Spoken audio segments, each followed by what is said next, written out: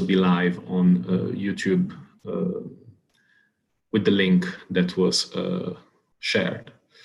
I guess I will start by saying good afternoon, everybody, and thank you all for joining us in this event to present Human Rights Watch's new report on the Israeli authorities' crimes of apartheid and persecution. This event is kindly hosted by Margrethe Auken, member of the European Parliament for the Greens EFA group, and Evin Incir from the Socialists and Democrats group. And we will hear from Omar Shakir, who is Human Rights Watch's Israel and Palestine director and the lead author of the report that we will speak about shortly. Just for housekeeping, the event is being live streamed on YouTube. It's accessible to everyone through that link. And it sees the participation of several colleagues from the European Parliament who, after Omar's presentation, are more than welcome to ask questions, either taking the floor or through the chat function. We will have some initial remarks from Ms. Auken, then a presentation by Omar, followed by a Q&A, and then closing remarks by Ms. Incir. Just before I leave the floor to Ms. Auken and the other speakers, just a couple points to set the ground. The first one, I want to stress, this is a report grounded on legal analysis. The concepts of apartheid and persecutions are actually international crimes that have clear legal definitions. And Omar will tell us more of how we find the elements of both crimes coming together in Israel and Palestine. We are not the first ones, and we are not certainly the last ones to make that legal determination. And Israeli human rights groups have come to that conclusion before us. Secondly, and lastly, we have heard in the past few weeks as tragic events unfolded in the region, a series of calls, including from the EU and some member states, to look at the root causes of the conflict. And the situation that we documented in our report is most certainly among those. The reality of apartheid and persecution is the everyday reality for millions of Palestinians in the region, and we shouldn't shy away from the reality. It's important to, first and foremost, recognize it for what it is, to call it for what it is. And the European Parliament and national parliaments across Europe have a key role to play, also to help realize that paradigm shift that we are seeking, and to urge that the necessary measures are taken from the international community, including from the EU and its member states. Several members of the European Parliament made explicit reference to apartheid in a recent debate, and we are sure many more will follow. And we thank once again Ms. Auken and Ms. Incir for giving us this opportunity today to present our report and to debate our findings and recommendations. Without further ado, Ms. Auken, the floor is yours for some remarks before we hear from you. Yes, I shall keep it short because it's much more interesting to listen to Omar than to me. We just want to thank you very much also for having this here. And I think that your report is so useful. You know, as you mentioned just now, was that the accusation has been at the table before, but Salem, the Israeli human rights organization, very high esteemed, came with it a year ago or something like that. And I can tell those who could be interested that the Palestinian churches within the World Council of Churches came out in December 2009 with also quite well documented allegations on this is apartheid, what's going on in the occupied territories. They didn't look at that time into Israel proper, but into as far as I remember. And they were endorsed by the South African churches within the World Council of Churches in the Easter 2010. So, you know, it's not something coming from just from one angle, it's there. And there it's so needed, the report you have made where the documentation is so clear so that we can go into this here, see this, that. And it's not just because we are furious about what's going on, we can also present the documentation. And I can tell you that we are all of us now exposed to really severe allegations. I consider this being called an anti-Semite serious. I really get angry when people accuse me of that. But that is what's happening today in one of the main papers in Denmark, that the Israeli ambassador to Denmark, he has a big article full of all these allegations for being anti-Semitic, especially against Omar. And that means that the report is not at all reliable because you are the main responsible. That's the level we are looking into this here. So we have to be, I wouldn't say more silent, the opposite, because the true friends of Israel are those who tell the truth and stick to this here. And then we together will try to find out how to get further, and of course also to make sure that this is dealt with at top level ICC, where else it could be, and really hope that we can get our governments, national parliaments, national governments, and to some extent also the European Parliament, yes, but also the EU as such. Well, just bear in mind that EU doesn't have a common foreign affairs policy. That's one of the reasons why it can be so frustrating that why don't they say anything? Why don't they do anything? But in order to, if they should act, they need to be in unanimous position. And you could imagine having Hungary and so on just to block whatever. So that's the reason why it's difficult to get a common EU position. At the other hand, I think what you are presenting here, Omar, is a violation of international law. It's a violation of European law. It's a violation of all the member states' law, because we are all bound to this this legislation. So we should act on that background. But I really so much welcome you here, and I will stop here and leave the floor to you, and ask everybody to really to listen intensely, because it's important what's been said now. Thank you. Thank you very much, Ms. Alden. Please, Omar, just go ahead. Thank you, Claudio, and really thank you to members of Parliament Aachen and INSER for this opportunity to speak to you all today. I think for all of us who care about human rights in Israel and Palestine, these have been a really tough few weeks amid the carnage and the bloodshed. And there is much to be said about these events, and I'm happy in the question and answer to discuss them. But I really do want to focus these remarks on the larger context against which these events take place. And I'll try to make linkages in a couple of points. And that context is the reality of apartheid and persecution for millions of Palestinians, and the report Human Rights Watch put out last month setting out our findings, which, as Claudio mentioned, and I think a member of Parliament Aachen mentioned, is not the first determination. Indeed, Palestinians have been using the term apartheid to describe their reality for years, if not decades, and several major Israeli groups have reached this conclusion. But I thought I'd set out a little bit about how Human Rights Watch reached this particular determination. Let me start by saying that our work on this report began out of a sense that the analysis that we were putting out there, and we've been working on Israel and Palestine for more than 3 decades, while it captured aspects of the reality in certain areas, it was not capturing the fundamental nature of the situation on the ground. A reality in which a single government rules over an area. So the Israeli government, and here I'm talking about the area between the Jordan River and the Mediterranean Sea, encompassing Israel and Palestine, where 2 groups of roughly equal size live, Jewish Israelis and Palestinians, and where that government systematically represses one group, Palestinians, at varying degrees of intensity based on where they live, while methodically privileging the other group regardless of where they live.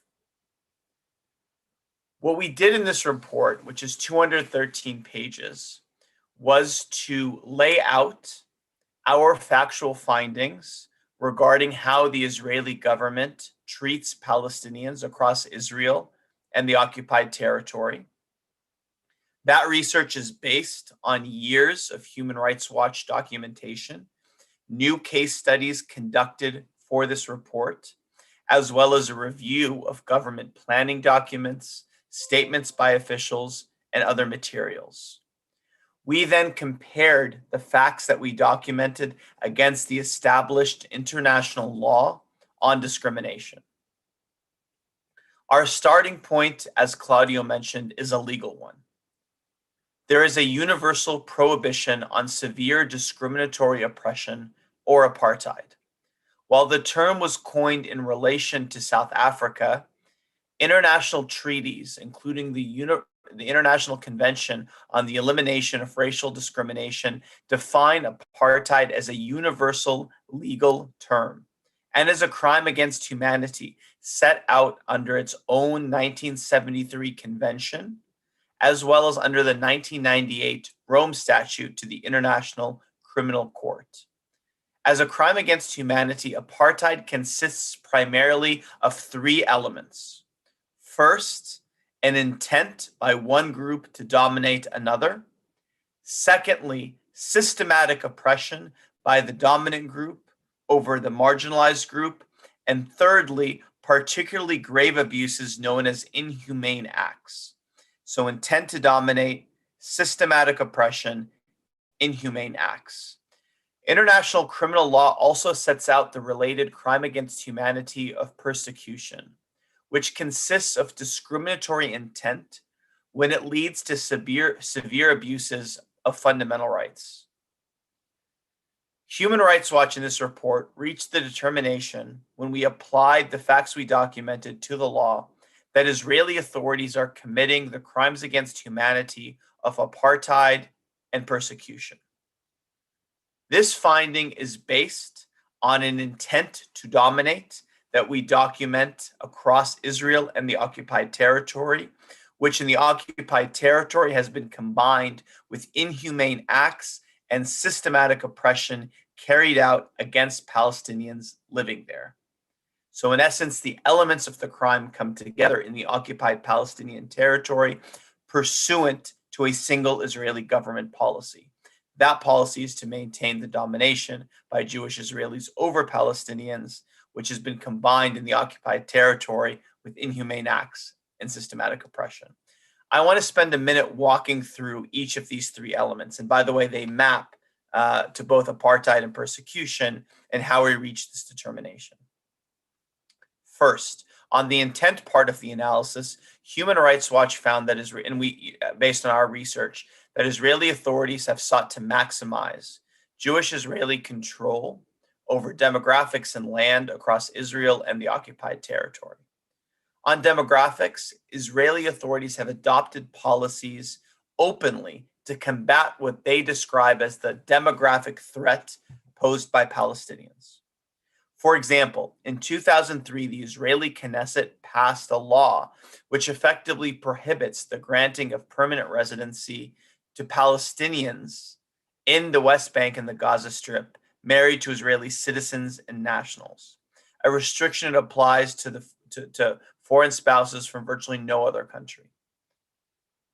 In addition, Israeli authorities have openly sought to maximize the land for Jewish Israeli communities and to confine Palestinians to enclaves across Israel and the occupied territory.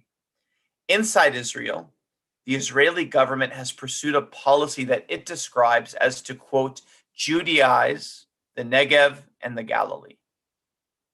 The Negev and the Galilee are parts of Israel that encompass about 2/3 of the land and the majority of the Palestinian population.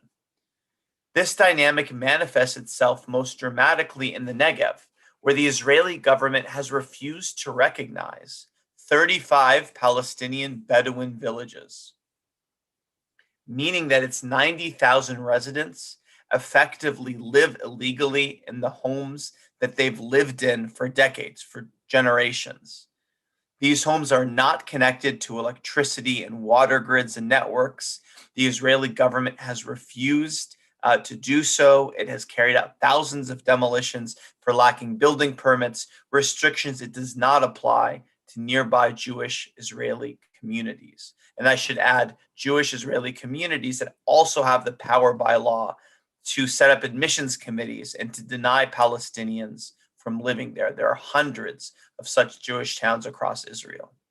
In Jerusalem, which encompasses both occupied East Jerusalem and West Jerusalem, the municipality has set a government policy to, quote, maintaining a solid Jewish majority in the city.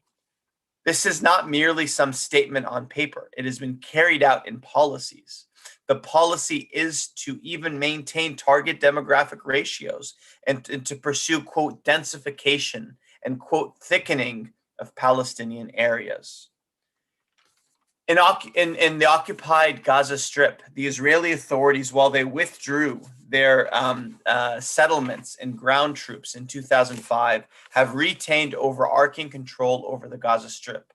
Our study of Israeli policies over the last 16 years shows that it has pursued a policy of what it describes as separation between Gaza and the West Bank, part of a single territory under international law.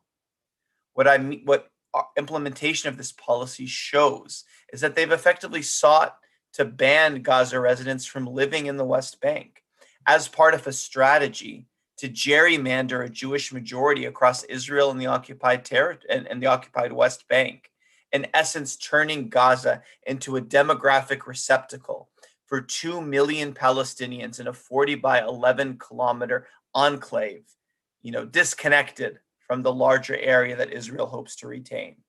And in the West Bank, where this dynamic manifests itself most clearly, the Israeli government for decades has pursued a policy, as set out in one of these plans, the 1980 Goebbels plans, to, quote, settle the land between the Arab minority population centers and their surroundings, end quote, noting that doing so would, quote, remove any trace of doubt about our intention to control Judea and Samaria forever. Judea and Samaria is the Israeli government's terms for the West Bank.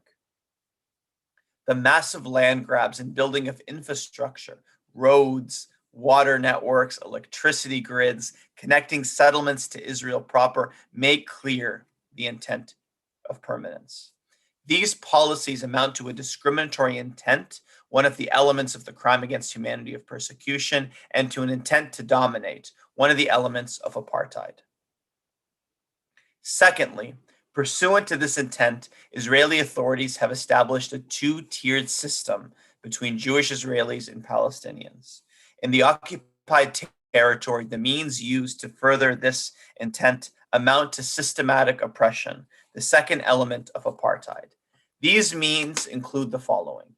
In the West Bank, the Israeli government imposes draconian military rule over 2.7 million Palestinians living in this territory, while governing the more than 400,000 Jewish Israelis living in settlements, which are illegal under international law, under Israel's civil law system. What this means is that a Jewish Israeli and a Palestinian living in the same territory who commit a crime are tried in different court systems where they'll receive different penalties solely based on who they are. The Israeli government also enforces segregation. It bans Palestinians from entering settlements, except if they're laborers who bear special permits. In addition, the Israeli government has plundered the land and resource of Palestinians, and of the land that it has reallocated for civilian use, 99% has gone to Jewish Israeli settlers. In East Jerusalem, which is occupied territory according to the EU international law, similar dynamics prevail, a separate and unequal system like in the rest of the West Bank. To take but one example, the vast majority of Palestinians living in East Jerusalem hold a conditional revocable legal status. They are residents in their home city. They are largely stateless, while Jewish Israelis living in the same territory hold citizenship. So if both a Jewish Israeli Jerusalemite and a Palestinian Jerusalemite go to study abroad in the United States, one of them has a guaranteed right to return and live in Jerusalem, while the other, the Palestinian, does not. In addition, in the Gaza Strip, the Israeli government has for 14 years imposed a closure, a generalized travel ban, banning the movement of Palestinians in Gaza outside of narrow humanitarian exemptions. In addition, so in effect, this has turned Gaza into an open air prison for the 2 million people living there. In addition, Israeli authorities severely restrict the entry and exit of goods, which has severely crippled the economy in Gaza. 80% of the population relies on humanitarian aid. The majority of families spend the majority of their days without electricity. This intolerable reality stands at the core of the events we've seen unfold in recent weeks. People focus on the back and forth of hostilities and forget that Palestinians in Gaza have lived for 14 years under this crippling closure. People forget that the events began in Sheikh Jarrah, a neighborhood in East Jerusalem, based on a law that allows Jewish Israelis to reclaim land they claim they own in East Jerusalem, which in the process would evict Palestinians from East Jerusalem who, under Israeli law, cannot reclaim land that they lost inside Israel, which all of these families are refugees from. Israel, of course, has legitimate security concerns. But the majority of policies that make up apartheid, whether they be land grabs, whether they be the home demolitions, the denial of building permits, have no legitimate security justification or use security as a pretext to advance demographic objectives. And even where security is a consideration, like in the closure of Gaza, the Israeli government has pursued a policy that goes so far beyond what international law operates that it can't justify these crimes against humanity any more than claiming security would justify torture or indiscriminate force. Third and finally, amid this context of systematic oppression, Israeli authorities have carried out a range of abuses against Palestinians. Human Rights Watch has found 5 clusters of abuses to amount to inhumane acts, the third element of apartheid, and severe abuses of fundamental rights, the second element of persecution. Let me briefly lay out these 5 clusters of abuses. First, the sweeping movement restrictions. In addition to the aforementioned closure of Gaza, in the West Bank, the Israeli government has imposed a permit system, which means that Palestinians living there must obtain rare permits to enter large sections of the West Bank, whereas Jewish Israeli settlers living in illegal settlements have largely unfettered movement. The Israeli government has set up nearly 600 checkpoints and other closure obstacles throughout the West Bank that can turn a short commute into an hours-long humiliating ordeal.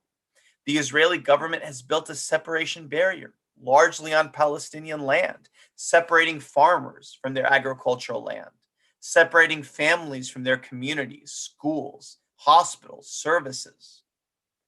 Secondly, Human Rights Watch has documented the inhumane act of mass land confiscation. More than 1/3 of the West Bank, more than 2,000 square kilometers or 500,000 acres plundered from Palestinians, the vast majority allocated for civilian use allocated to Israeli settlers. These land grabs reduce Palestinians to living in dozens of disconnected enclaves. Thirdly, coercive policies in the majority of the West Bank under Israel's exclusive control and in East Jerusalem that make it effectively impossible for Palestinians to obtain building permits. Between 2016 and 2018, according to Israeli government data, the Israeli government issued 100 times more demolition orders than building permits in the majority of the West Bank under its control. Today, as we speak, 46 Palestinian communities are at risk of full demolition in the West Bank. Thousands of homes, schools, and other structures have been demolished.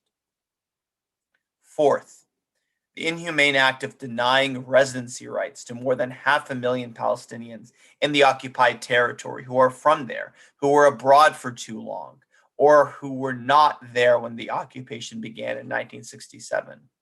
And fifth and finally, the mass suspension for half a century of civil rights to more than 4.7 million Palestinians in the West Bank and the Gaza Strip, denied their right to free expression, assembly, and association, or any say over the government that rules over their lives. Based on these findings, the most stark findings Human Rights Watch has ever reached on the conduct of Israeli authorities, Human Rights Watch calls on the Israeli government to end apartheid and persecution and to dismantle all forms of repression and discrimination that privilege Jewish Israelis in regards to Palestinians, including with regards to free movement, allocation of land and resources, access to water, electricity, and other basic services, and the granting of building permits. We also have sets of recommendations for the international community, including the European Union and member states. I'll focus very briefly on 6 of the main recommendations to these actors, which are in line with where Human Rights Watch has found crimes against humanity in other contexts, including with regards to the treatments of the Uyghurs in China, including with regards to apartheid and persecution of the Rohingya in Burma. First, we call for recognition of these crimes and statements to that effect by the European Union, member states, its agencies. Secondly, we call for the UN to establish a commission of inquiry to look into discrimination based on group identity in Israel and the occupied territory. I should add, this is being discussed as we speak in the Human Rights Council, and shamefully, many European states have taken a position to abstain from these resolutions, inconsistent with their support for commissions of inquiry in other contexts. We also call for a UN global envoy for the crimes of apartheid and persecution. Thirdly, we call, and this goes to the point made by Member of Parliament Auken in the outset, for the International Criminal Court to investigate and prosecute those Israeli officials implicated in the crimes of apartheid and persecution, as well as for national courts to do so under the principle of universal jurisdiction. Fourth, we call for targeted sanctions, including asset freezes and travel bans against those Israeli officials implicated in the crimes. Fifth, we call for conditioning military and security assistance and arms sales to Israel on the government taking steps to end apartheid and persecution. And sixth and finally, and most relevant in the European context, we call for the European Union, all governments, to vet all agreements and all forms of bilateral engagement with Israel to ensure non-complicity in the crime, to mitigate human rights impacts where possible, and where not possible, to end those activities. Let me conclude my remarks by a few basic points, which is where these asks boil down to. A 54-year occupation is not temporary.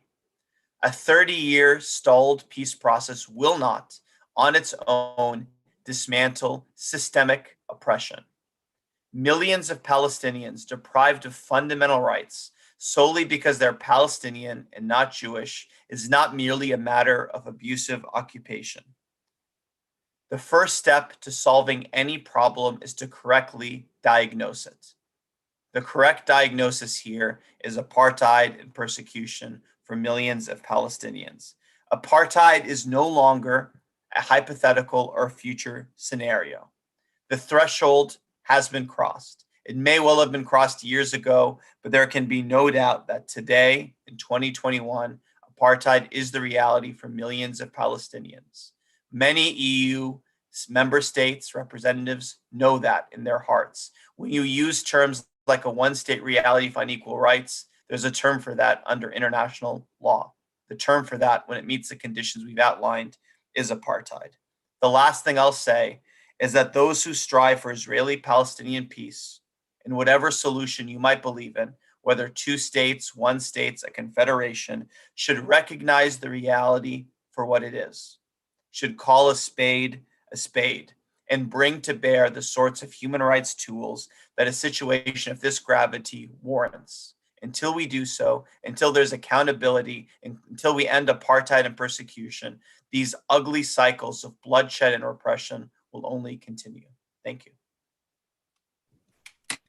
Thank you very much, Omar, for this quite comprehensive overview of our finding and recommendations and also for referencing the ongoing debate or actually vote at the Human Rights Council on a resolution on the situation. We received no positive indications concerning votes from the EU member states, but the vote is ongoing and we will know the results any minute now from our colleagues. At this point, we are very happy to open the floor for questions or comments, either from the attendees who are free to raise their hand or to type their questions in the chat if they would like to, or actually from a panelist, Ms. Hauke and Ms. Insir. We know that it's a long report, it's a complicated legal analysis, it's a delicate matter, if you will, and we know that there can be many questions on this, and we are more than happy to take any now.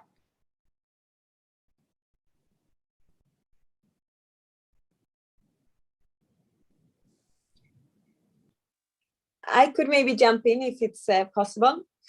First of all, thank you very much for this very comprehensive and important report.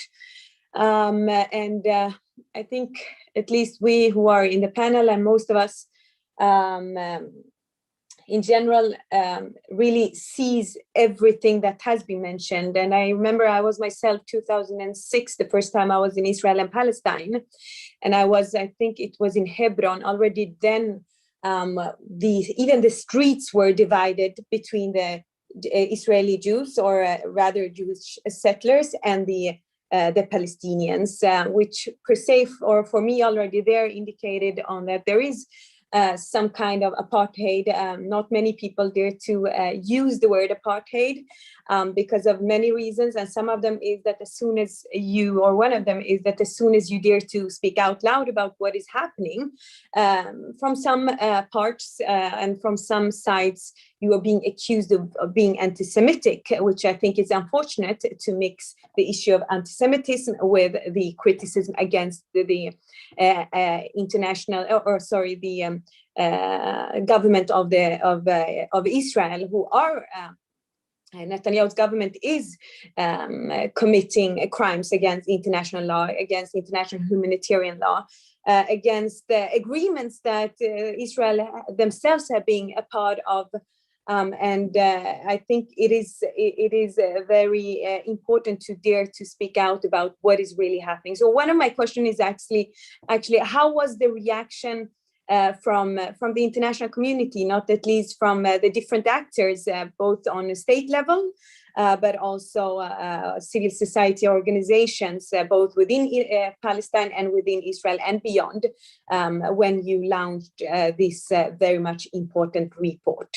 That would be my question for now. Thank you very much, Ms. Insir, and maybe we can collect a few. I see that Ms. O'Sullivan has her hand raised, and my colleagues can help unmute her so that we can hear a question or comment.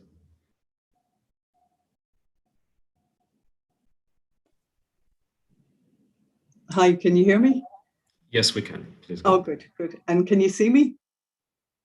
We can see your picture, but you can't see my face. I don't know why I can't get my face up. But we see the picture of your profile.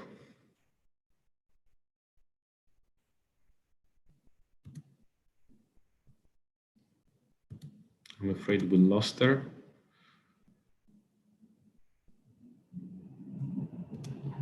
Well, she might have some technical issues, but until then, maybe we can hear there was a question from. Okay, can you see me now?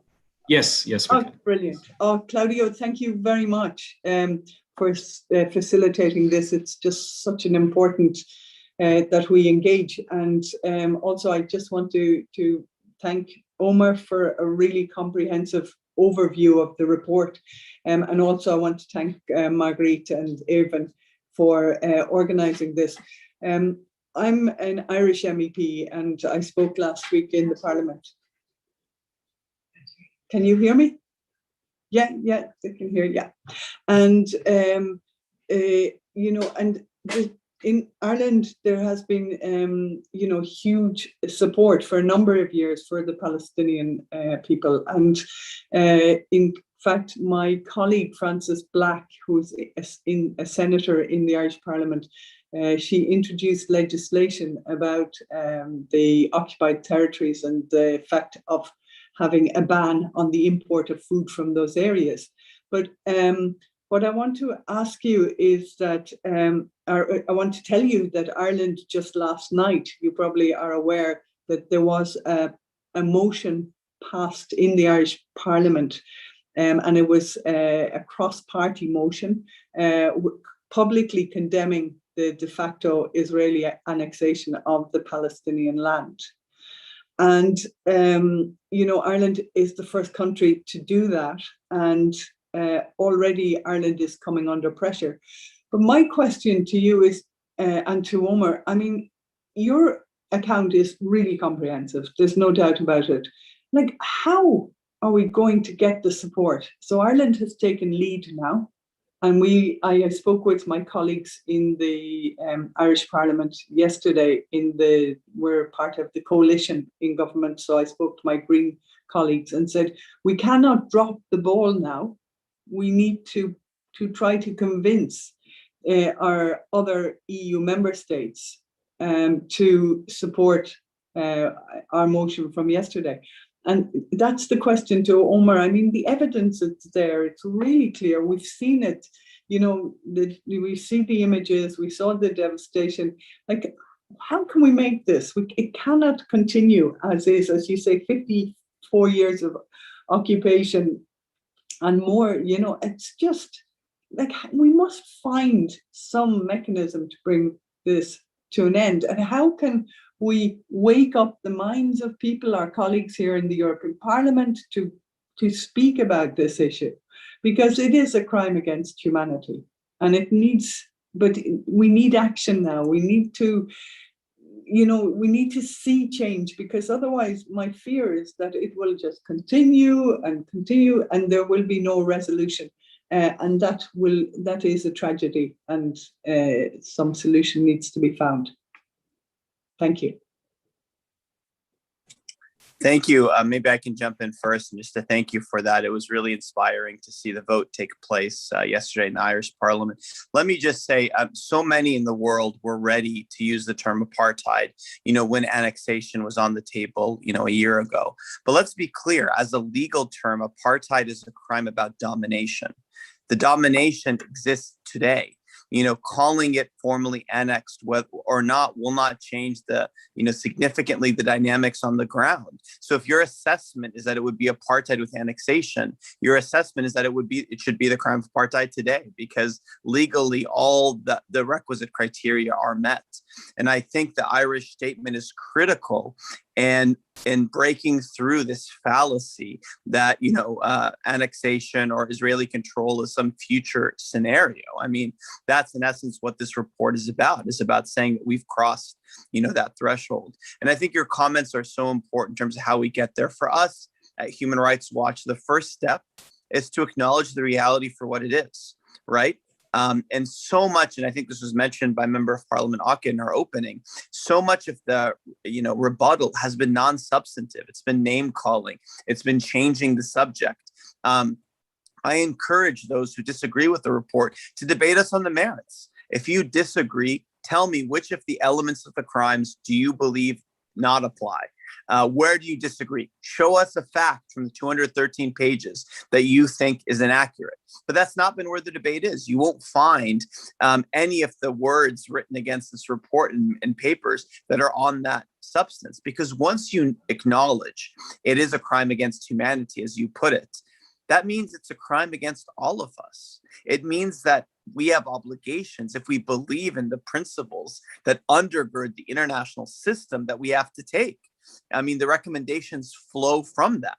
When you acknowledge the crime against humanity, you can't be complicit in a crime against humanity. You have to investigate and prosecute those implicated. I think today is 1 month exactly to the day since our report was released. And again, our report was not the first one issued. And of course, that month has seen really significant heightening of repression and bloodshed. But I think we've seen the conversation shift dramatically in that past month. We've seen members of the European Parliament. We've seen European legislators, lawmakers, lawyers, American voices, some Israeli voices, Palestinian voices, increasingly using the language of apartheid or underscoring the reality of inequality. I mean, even the language of equality, this even by the Biden administration marks a shift, and that was preceded by changes in EU statements around the Trump plan a year ago. The change in rhetoric is important. But it's not sufficient, right? We still, it needs to translate into action. And I think, the resolution today at the Human Rights Council is one example of where action should be taken. But the EU member states have shamefully, taken a position that's not in line with the most basic norms of accountability. So it's a long road. None of us believe apartheid will be dismantled overnight. Step one is to call a thing by its name. It's to have the courage, to find the courage to fight apartheid. And then I think it's a matter of time before we can build coalition. Let me be clear. We don't expect, unfortunately, European states to lead that fight. We've seen from other examples of apartheid in South Africa that it was, other states, the global South, that led the charge. We've already seen South Africa and Namibia. They've been among the most vocal proponents, of taking action in this context and of calling it apartheid. Today, Namibia did so in the Human Rights Council. I think we should take the lead from those states that have experience with apartheid. I do think Ireland, there's some other states in the European Union that have had stronger positions. They shouldn't allow the need for EU consensus to slow them down. Build innovative coalitions with those. It's been done before in other contexts to build towards a better reality. I'll stop there, but I am hopeful, in part because of what happened last night, and I hope more will follow. Indeed, Omar, it's very important to recognize this is a work in progress, and every bit and piece, every single statement, even from you, from the European Parliament, from parliamentarians, from NGOs, from the academia, from pockets of the governments, will, be a step in the direction that we want to see. Ms. Auken, you had your hand raised. Yes, just to add to what Grace said here, I think the point on being concrete on the if you have critique, let's hear where is it wrong, instead of having this and has nobody presented in these months already past now, has no your opponents presented any concrete critique of your report. I think we have to insist on that.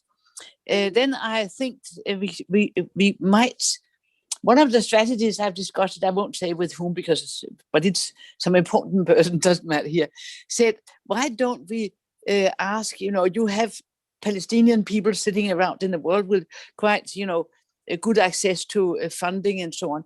Why don't we send first and foremost Palestinian lawyers to raise cases against the member states in the EU who are now, ignoring or what they could do. So we really try to make court cases, if that is possible. I know, for instance, in Germany, it will really mean something because Germany is vulnerable to accusations that they are against the law. And we could also, of course, have others, but it would be good to have, a mobilization using this legal situation, which you have presented so brilliant. And then my final question is, I think we should need the names of those who abstained or voted against in the council, in the UN Human Rights Council, because we should, Evin, Grace, we should ask our colleagues in Parliament to address their national parliaments to raise this issue. On which background did they do that, and why? Because there we can compare to what has happened now to China, what happened to Myanmar, and these places where we have had these things. And I think we have to be very concrete, very vocal, but very concrete, because that is the real advantage of your report, that you are so concrete. And then finally, I just suddenly remembered when Condoleezza Rice was in Palestine in 2002 or one, when the wall was under construction, she called it an apartheid wall. The Foreign Affairs, the Secretary of State no, was he that? It was 2001 or 2. It was, and I that was the first time I heard this word used on the situation. Just so it's there already. Thank you again very much. Thank you very much. And Omar, if you want to address these points and also what Ms. Inser asked earlier about the reactions from the international community and the local and the regional civil society organization to our report. Thank you. I missed part of Member of Parliament Inser's question. My internet cut out, so I'm sorry if I don't answer it fully. But no, I mean, I think, look, reactions have been coming from across the globe. I think there's really growing recognition of these crimes commissions. We now have 4 Israeli human rights groups that have spoken on this: B'Tselem, Yesh Din, Adala, in one form or another, Kerem Navot. We have a wide variety of Palestinian human rights groups. We've seen prominent, voices from across the world who have spoken out, in support of this report, or at the very least, where they haven't supported the report, have said, read it, make your own determination, or have pushed back against some of the criticism of it, as Member of Parliament Aken has mentioned, right now. And I think the point you raised right now is a really important one, with regards to, the need really for there to be, a conversation around double standards here and around whether or not we're really upholding a policy consistent with European norms and values. And she also made a very important point, Ms. Auken, about possible strategic litigation around these issues. Indeed, this is a report based on legal grounds, and the law is indeed one of the grounds on which we can, fight on some of the issues that we have been documenting. Absolutely, and I think, please. I was just going to say we have recommendations along those lines, but we shouldn't wait for a court case or for us to move forward. I think there are actions that can be taken now based on these conclusions. That would be significant, including to have a UN body investigate this, including to issue statements using the term, or if using apartheid or persecution, maybe is a bridge too far, that underlie that that make note of these reports, as countries do with Human Rights Watch reports and the discrimination and persecution, that underscore the need for equal rights for all people living under Israeli rule. I think there are basic normative statements that can be made and actions that can be taken, conditioning aid on ensuring that they don't go towards, that they're conditioned on steps to end apartheid and persecution. Those sorts of measures can be taken today. Thanks. And there was a question as well concerning the ongoing vote. We are waiting to know the results from our colleagues, but indeed the indications are that the EU members of the Human Rights Council in Geneva would either abstain or vote against the resolution that is being considered currently. But we are waiting for news from our colleagues on the results of the votes.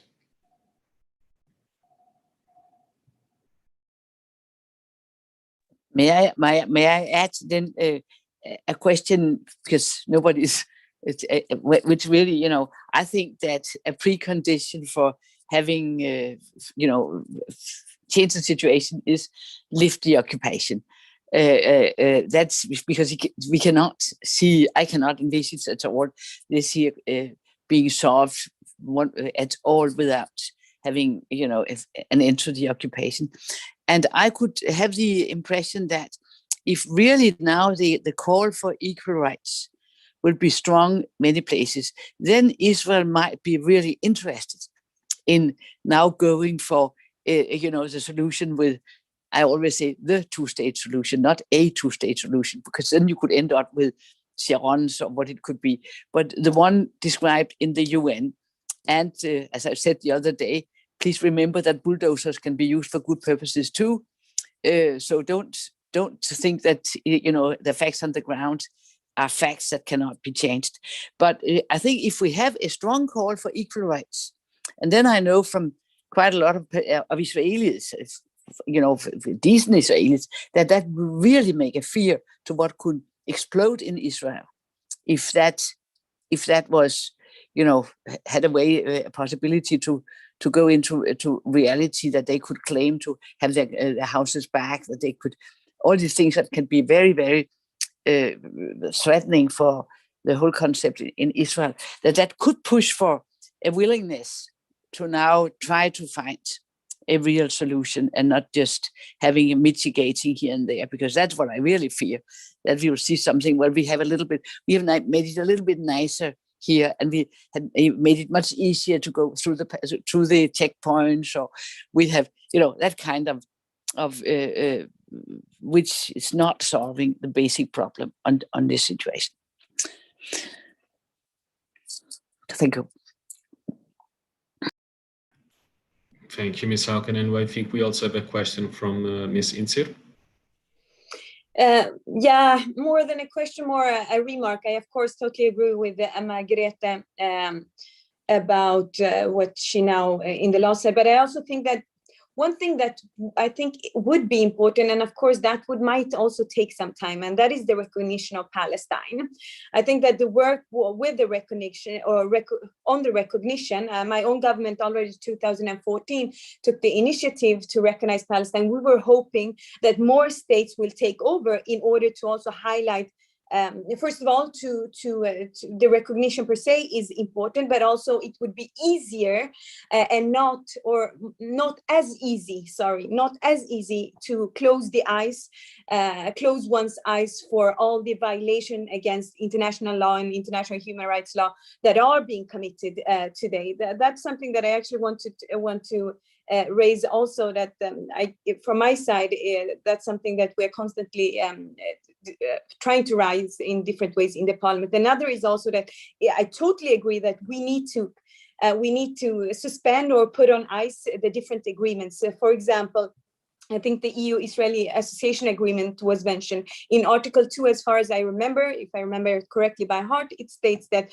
democracy and human rights in internal and external policies lays or constitutes the ground for the agreement. And we know very much that neither democracy or human rights is being respected by Israel, which also should then automatically lead to the agreement automatically be suspended, which it is not. And in other cases, this issue would have been raised more hardly than it has. And many of you have already very correctly mentioned that there is a lot of double standard when it comes to the situation in Israel and Palestine, and how EU and the international community is acting. We also had actually the voting in the European Parliament last year, I think it was, on the EU-Israeli Aviation Agreement.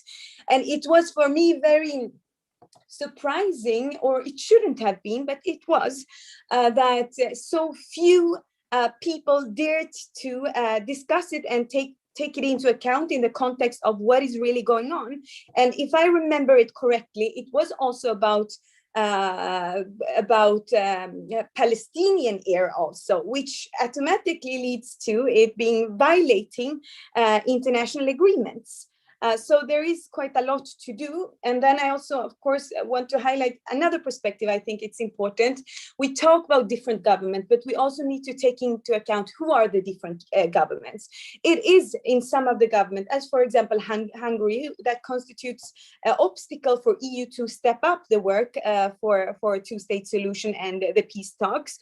It is a national conservative government. And when we in the European Parliament see more and more of far-right movements gaining ground, and right movement and traditional conservative government, legislator gaining grounds, then also the issue of Israel and Palestine and ending the occupation, and daring to use the words as, for example, apartheid or crime against humanity becomes a bit more challenging in the sense of that majority shrinks within the parliament. And some people sometimes, when I go out and talk with the citizens in Sweden, but also in other countries, says it doesn't matter who we vote for. But this is a really concrete case of where it does really matter who we vote for. Thank you both. No, these are very important points, and indeed we can hear from Omar. Omar, this will be your last chance to address some of these points. And indeed, very interesting, the issue of the recognition of Palestine, also in light of the the findings of our report, whereby many of the functions that a state would normally exercise, we claim that are actually exercised by Israel as a power. And one question we received connected to that from Twitter is most Palestinians are ruled by Palestinian authorities in both West Bank and in Gaza. How do you assess the role of the Palestinian Authority in your analysis, reaching the conclusion that Israeli crimes are crimes of apartheid and persecution? Thanks, Claudia. Let me start with that last question, which is to say the Israeli strategy has been maximum land and minimum Palestinians. And in that respect, they have worked often in coordination with Palestinian authorities. But let's be clear. Across Israel and the occupied territory, 90% of the land is under the Israeli government's exclusive control. That includes 78% that's Green Line Israel, as well as the majority of the West Bank, Area C, which they have exclusive control over, and East Jerusalem. What's left is the enclaves, the Bantustans, if you will, in the West Bank and the Gaza Strip, right? And in these areas, even there, the Israeli government maintains control over movement of people and goods. They maintain control of access to natural resources, the airspace, the water space, the controlling of the population registry. They log every Palestinian born, dead. They control the issuance of ID cards, the collection of taxes, VAT, no-go zone in Gaza. I mean, I can go on and on and on and on, security and arms. So the idea that the Palestinian Authority as an equal player just misconstrues the power dynamic. There's occupier, occupied. And in fact, it goes even a step further, because we have also documented systematic arbitrary arrests and torture by the Palestinian Authority and by Hamas. And in the West Bank, we've documented the very same people detained on the same basis by the PA and Israel.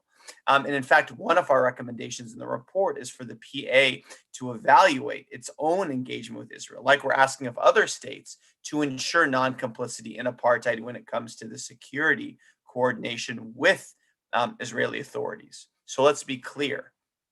This is not a case of two equal states, actors, sides, right? This is an underlying system that's in place of discrimination, a reality of apartheid.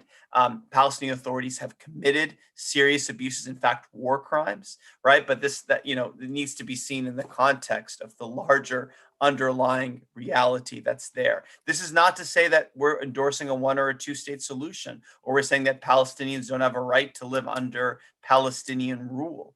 We're talking about the factual reality. Legally, the OPT is occupied territory. The West Bank and Gaza are part of a single territorial entity. And one day there may be any solution. There could be a two-state, one state. We don't take a position on that. What we take a position on is abuses of human rights. And the problem, and I'll end on this, I promise, the problem with the European approach is that it has treated human rights abuse as a symptom of the problem being the lack of negotiations. That's completely wrong. It's based on a fiction. The reality today is, the Israeli government ruling over these areas, privileging one group, discriminating against another group. And the idea that millions of Palestinians should await for a political solution to have the realization of their most basic rights, they've been waiting for decades, is a travesty. That needs to end. Human rights protections must begin today. We all want a political solution, but you can't put human rights on hold in the pursuit of a fiction of a process that has not produced anything for decades. Thank you again for having us, and I look forward to continuing these conversations until we can get action. Thank you very much, Omar. Indeed, we're reaching the conclusion of this event, but we want to give the floor to Ms. Insir for some final remarks before we wrap up. Thank you very much. I think I already addressed my remarks and the questions that I had, but from both me and Margrethe Auken's side, a big thank you for having this conversation with us and sharing the conclusion and the results of the reports that you made. And the report, of course, are important grounds for the continued work. And the continued work is, of course, named Translation into Politics, into Policies. And it is very much as Omar Shakir just concluded with, that the Palestinian people and the people on both sides cannot wait, because the situation, the crimes against international law, the war crimes that are taking place is affecting the everyday life of the Palestinian people, are putting the Palestinian people or forcing them to leave their homes, forcing them to leave their houses, are depriving them from a decent life, depriving them of any kind of life, depriving even them of life, as the last war crimes that took place in Gaza, with over 100 people being deprived their life. Over 60, 70 of them were even children who have not done anything just being victims of crimes between Israeli authorities and Hamas. So there is quite a lot that needs to be done, and what I then again mean with a lot is that we need to translate all of these things into policies to make sure that not a single person more is being deprived their lives or deprived the right to their fundamental rights, because in the end it is what it is about. And in the center of everything, of course, lays to end the occupation. And I can say that from the side of me and Margrethe, we will of course continuing our work in the European Parliament, even though it is a bit more challenging this mandate. I have been told that it has been maybe other mandates due to how the Parliament looks and the new legislators. It is a struggle that we will for sure continue take until Palestine is free and until we see two-state solution in place where the citizens and the people in Palestine and Israel could live side by side and also together in peace and security. Because we have talked about the occupation, but we also know that the oppression and discrimination against Palestinian and Arabs also happens within Israel. And that's also an aspect that is important to continue having with us into the discussion, that the occupation, with the ending of occupation, means also the ending of discrimination of the Palestinians in Israel according to the 67 borders. And once again, thank you very much for taking your time for having this discussion and the presentation. Thank you very much, Ms. Insir and Ms. Auken, for having us. And indeed, the work goes on, and we will continue working together. Thank you very much. Have a nice afternoon. Yes, thank you very much. And we never surrender. You know, we never give up. You can be sure. I've been in this business for 40 years. I never give up. Very good to know. Thank you very much. Have a nice evening, everybody.